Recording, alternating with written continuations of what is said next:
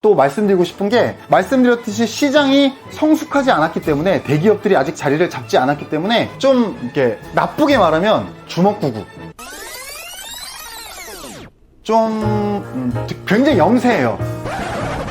그러니까 OEM 업체들도 화장품이나 건기나 뭐 생활용품이나 이런 것들은 OEM 업체들도 이미 자리를 다 잡고 있어요. 콜마라든가 뭐 코스맥스라든가 이런 식으로 그런 OEM 업체 자체가 매출이 막 몇천억대 조 단위 매출이 나오고 이미 그런 식으로 다 세팅이 돼 있는 시장인 반면에, 팩 쪽은 OEM 쪽 자체가 OEM을 해주는 업체가 몇 개가 없어요. 그러니까 반대로 제가 듣보잡 자영업자들에게 이 사업업 때는 무슨 뭐 기업 관련 담당자들이 보시는 게 아니잖아요. 저희가 창업을 생각하시는 듣보잡 자영업자가 되고 싶어 하시는 분들에게 저희가 추천해드리는 카테고리 영상인 것처럼, 대부분의 화장품 창업 영상을 찍을 때 화장품 OEM 제조업체가 되라라고 영상을 찍지 않잖아요. 그죠? HMR 영상을 찍을 때 당신이 식품 제조 공장을 차리세요, 이런 얘기는 절대 안 하잖아요. 하지만 펫 관련해서는, 반려동물 관련해서는 저는 그런 말씀을 한번 드리고 싶다. 오히려 내가 리테일 업체가 돼가지고 쇼핑몰을 오픈하는 그런 창업보다는, 그런 창업도 나쁘지 않은데, 그런 창업도 당연히 저는 괜찮다고 생각을 하는데, 반대로 생각하면은 OEM 제조업체 창업을 하는 게 오히려 유망할 수도 있다. 왜냐면 아까 말씀드렸듯이 OEM 쪽 자체가 제대로 된 OEM 업체가 없어요. 그러니까 사료 관련해서는 그나마 OEM 업체들이 좀 있습니다. 사료는 아무래도 그래도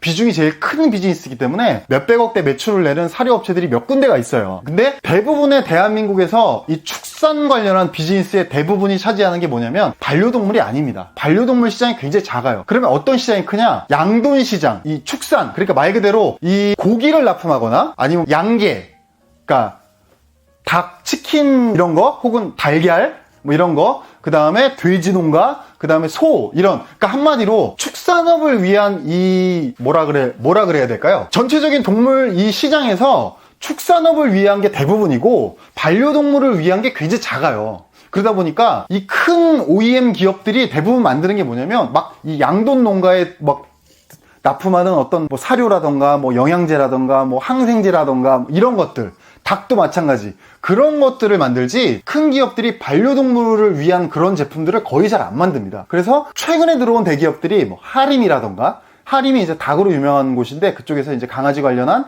어떤 뭐 간식인가 뭐 사료인가 그런 것들을 만들었던 걸로 기억이 나고, 그다음 뭐 정관장 같은 업체에서 홍삼을 하고 있는데 이제 반려동물 쪽으로 뭘 하고 있다, 이런 게 있고, 그다음 이니스프리나 뭐 LG생건 쪽에서도 강아지 관련한 어떤 그쪽은 이제 화장품 업체니까 강아지 관련한 그 샴푸라던가 뭐 이런 것들, 그러니까 그런 게 있지, 실제로 강아지 간식이라든가 이런 그 외에 어떤 품목들에 대해서는 큰 어떤 OEM 업체들이 없어요. 그러니까 이 반려동물 관련한 제조업체를 창업하는 게 오히려 기회가 될 수 있다. 저는 그런 생각이 들고, 그러면 이 OEM 업체를 내가 만든다는 거는 굉장히 좀 다른 의미로 이 리테일 업체들이 서로 무한 경쟁을 하고 있을 때 나는 상관이 없는 거죠. 어차피 나는 자리만 잡고 있으면 누구든지 와서 OEM 해주세요, OEM 해주세요, OEM 해주세요, 그러면 난 그걸 제조만 하면 거기서 이익이 발생하기 때문에 시장이 강력하게 경쟁을 하면 경쟁을 할수록 오히려 나는 더 유리한 거죠. 그러니까 무슨 얘기냐면, 저희가 카페 망하는 이유라는, 카페가 왜 망하냐 편에서도 얘기를 했지만, 카페들은 8만 개가 생겨서 서로 경쟁을 하면서 미친듯이 창업이 일어나고 미친듯이 폐업이 일어나고 망하고 있지만, 그 한편에 옆에서 웃고 있는 사람은 누가 될까요? 뭐 인테리어 업자. 그렇죠. 커피 기계 납품. 그렇죠. 그렇죠. 그 다음에 뭐 커피 그 컵 납품 업체라던가 이런 업체들은 웃고 있을 거 아니에요. 왜냐면 당연히 인테리어는 망하면 또 해주고 망하면 또 해주고 망하면 또 해주고 당연히 좋을 거 아닙니까? 간판업자 마찬가지겠죠. 그 다음에 뭐 커피 용품 납품업자도 초도물량은 다 납품을 할 거 아니에요. 그런 것처럼 누군가는 망해서 힘들지만 이 원자재를 이 공급하는 업체들은 웃고 있는 것처럼, 이 팩 관련 용품에서도 리테일 업체들은 무한 경쟁을 하지만 제조업체 입장에서는 그 시장이 성장하는 만큼 나도 성장할 수 있다, 이런 게 되기 때문에 저는 듣보잡 자영업자들이 리테일 쇼핑몰을 창업해서 이런 것도 추천해드리긴 하지만 OEM 제조를 추천해드리는 부분도 굉장히 크다. 그 부분에 대해서 한번 서칭을 해볼 필요가 있겠다, 그런 말씀 드리고 싶고, 또 한 가지 우리가 또 기회를 생각할 수 있는 부분이 뭐가 있냐면, 전 세계에서 이 반려동물 시장의 가장 이 선진국으로 꼽는 국가가 미국입니다. 미국은 반려동물이 강아지가 한 7천만 마리 정도가 데이터로 뭐 잡힌다고 하고, 7천만 마리면 인구가 한 3억이니까 거의 어떻게 되는 거죠? 한 가구를 3명이라고 치면은 1억 가구가 있는 거고, 1억 가구 중에 7천만 마리를 키운다고 하면 물론 가구당 한 마리는 아니겠지만 예를 들어서 그렇게 하면 거의 70%의 가구가 강아지를 키운다. 이런 식으로 좀 쉽게 계산하면 그런 것처럼 미국은 굉장히 강아지를 많이 키우잖아요. 시장 규모도 엄청나게 크고 그런 것처럼 우리나라 바로 옆에 있는 중국, 인구 14억. 중국에서도 지금 반려동물 시장이 엄청나게 성장을 하고 있고 중국도 우리나라랑 마찬가지죠. 1인 가구 증가하고 있고 출산율 떨어지고 있고 결혼율도 떨어지고 있고 혼인율도 떨어지고 있고 그러다 보니까 강아지를 많이 키우고 반려동물을 많이 키우고 있고 반려동물 시장이 중국도 굉장히 급성장하고 있는데 우리나라랑 중국은 가깝기도 하고 중국이 우리나라 사람들에 대한 선호도는 모르겠지만 메이드 인 코리아 제품에 대한 선호도는 분명히 존재하거든요. 그거는 화장품뿐만 아니라 굉장히 다양한 분야에서 이미 검증이 된 어떤 메이드 인 코리아 제품들이 있기 때문에 이 반려동물 쪽에서도 만약에 이 메이드 인 코리아 화장품처럼 어떤 한류가 분다면 굉장히 큰 기회가 될 수가 있다. 그런 말씀 드리고 싶고 반려동물 시장에서 우리가 좀 기회이자 좀 위기의 요소로 볼 만한 점은 뭐가 있냐면 아직 관련 법령이 좀 굉장히 좀 미비합니다. 말씀드렸듯이 이 전체적인 이 동물 전체적인 동물 시장 자체의 대부분의 법이나 시장이나 타겟이 이 축산 농가에 잡혀 있고 반려동물 자체는 지금까지는 이 법도 그렇고 시장 자체도 굉장히 작았는데 이 급성장하면서 이 법 관련 개정이 제가 볼 때 굉장히 좀 시급한 부분들이 많이 있어요. 그러니까 작년인가 재작년부터 강아지가 뭐 이웃 주민을 물어서 어떻게 됐다 뭐 이런 뉴스 많이 보셨죠? 그런 것처럼 그 관련한 법들도 없고 무슨 뭐 반려동물 등록제라 그래서 새롭게 시행되고 있고 외출할 때는 뭐 입마개를 해야 되니 어쩌니 막 이런 여러 가지 룰들이 새로 생겨나고 있잖아요. 그게 반려동물 시장 자체가 급성장하고 있기 때문에 관련 법령이 부족했던 부분들이 이제 따라가고 있는 부분들이 있거든요. 그러니까 이 용품 관련해서도 제가 볼 때는 시간이 지나면 약간 디테일한 법들이 생겨날 것 같아요. 그러니까 그 전에 이게 이 법이 생겨서 리스크가 있는 부분이 있을 거고 예를 들어서 내가 어떤 A라는 품목을 만들었는데 그 품목이 법적으로 뭐 판매 불가가 된다든가 혹은 법이 갑자기 바뀌어서 홍보할 수 있는 방법이 달라진다든가 화장품 같은 경우 저희가 여러 번 말씀드렸지만 이 허위 과대 광고가 굉장히 좀 리스키하다 이런 부분을 말씀드렸던 것처럼 이 반려동물 시장 쪽은 아직 허위 과대 광고 이런 부분은 이 법령이 근거가 없는 관계로 좀 미비한데 그러니까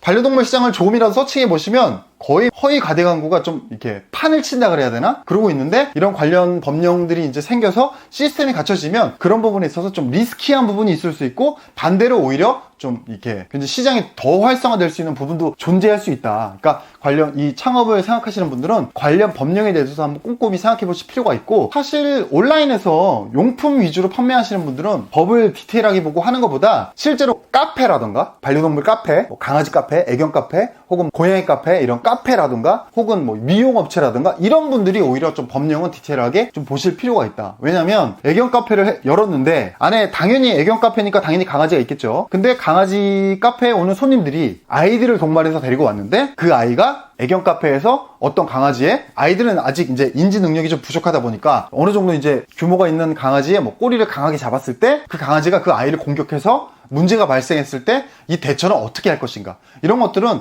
관련 법령을 찾아보고 어떻게 우리가 처리해야 되는지 리스크 요인을 파악한 다음에 창업을 할 필요가 있겠다. 또 얼마 전에 미용업체에서도 강아지를 이렇게 미용을 하다가 강아지가 이렇게 사고로 인해서 사망한다는 표현을 강아지한테 써도 되는지 모르겠지만 어쨌든 그런 일이 사건 사고가 발생한 적이 있었어요. 그럴 때 이 애견 미용업체 입장에서는 어떤 식으로 이걸 법적인 문제를 해결해야 되는지 도의적인 부분 말고 도의적인 부분은 당연히 최대한 노력을 할 수 있는 만큼 해야 되겠지만 이 어쨌든 사업이라는 거는 이 도의적인 부분과 관계없이 법적인 구비들을 해야 되기 때문에 이런 부분들 그러니까 오프라인 관련해서 애견 카페라든가 애견 호텔이라든가 뭐 애견 관련 이런 창업하실 분들은 반려동물 관련 창업하실 분들은 법 관련한 부분을 좀 더 꼼꼼히 확인해 볼 필요가 있다. 이런 부분을 언급해드리고 싶습니다. 자, 어쨌든 간에 반려동물 시장은 향후 무조건 성장할 수밖에 없는 시장입니다. 그러니까 그 안에서 어떤 틈이 있고 어떤 우리가 창업할 수 있는 공간이 있고 그 어떤 틈새 시장에서 그런 것들을 확인을 해서 창업을 하면 제가 볼 때 굉장히 유망할 것 같다. 지속적으로 성장할 수 있는 시장일 것 같다. 그런 제안을 드리고 싶습니다. 에디곤 뭐 질문이나 하실 말씀. 그런데 다른 거랑 다르게 네네. OEM 뭐 제조업체가 아직 구비가 안 돼서 그렇죠. 뭐 제조업체를 만들려고 하셨는데 네네. 그렇다면 내가 이거를 온라인 OEM을 의뢰하기가 힘든 거네요. 어떤 얘기죠? OEM 업체가 없기 때문에 네네. 저희가 뭐 화장품이라든지 건강기능식품 같은 거는 네네. 그들을 찾아서 네네. 의뢰를 하면 되는데 그렇죠, 그렇죠. 지금 이 말은 역으로 의뢰할 곳도 많이 없는 거고 그렇죠, 그렇죠. 그리고 내가 OEM 제조업체를 한다고 한들 일단 나한테 의뢰하는 사람이 아직 많이 없을 수도 있는 거고. 제 생각에는 좀 첫 번째 거는 에디곤님 말이 맞고 의뢰할 만한 업체가 없어. 왜냐면 자리가 아직 안 잡혀있기 때문에 다 너무 영세하고 너무 주먹구구식이고. 근데 제대로 된 것만 차리기만 하면 저는 오히려 의뢰가 굉장히 많이 들어올 것이다, 그렇게 생각을 하고 있습니다. 왜냐면 이 펫 관련해서 간식이나 이런 걸 조금만 서칭을 해보시면 어떤 식으로 판매를 하고 있냐면, 우리가 흔히 알고 있는 플라스틱 일회용품들 있죠. 그런 곳에 강아지 어떤 혹은 고양이 이런 간식들을 담아서 라벨링을 해서 판매를 하고 있어요. 그 말은 뭐냐면 대부분 간의 수공업으로 강아지 간식이나 이런 것들을 만드는 업체들이 많다, 이런 얘기인 거죠. 그러니까 흔히 말하면 HMR 편이나 이런 데서는 그런 식으로 제품을 만들 수가 없어요. 허가 자체를 거의 내주지도 않고, 허가를 내준다고 해도 그런 식으로 만들어서 소비자한테 판매가 안 됩니다. 소비자들이 그런 포장에 있는 식품 자체를 구매를 안 해요. 신뢰를 하지 않기 때문에. 근데 기본적으로 그러니까 믿을 수 있는 OEM 제조회사에서 만들었냐, 그 다음 패키지 디자인은 어떠냐, 이런 것들을 보고 구매를 결정하는데, 이 반려동물 시장 쪽은 아직 시장이 아까 얘기했지만 성숙하지 않았고 OEM 업체 그 퀄리티가 낮기 때문에 간의 수공업을 하는 업체들이 많고, 소비자들도 그런 걸 어느 정도 인지하기 때문에 간의 수공업으로 만들었다는 걸 알아도 리뷰가 많이 달려있고 괜찮은 평이 있고 그러면 그냥 사는 경향들이 있어요. 그런 부분들의 니즈를 우리가 해소해 줄 수 있는 제조업체를 창업할 수 있다면 오히려 성공할 확률은 굉장히 높다, 저는 이제 그렇게 보고 있습니다. 알겠습니다. 네. 감사합니다. 네, 다음 주제에서 뵙겠습니다. 여러분 안녕.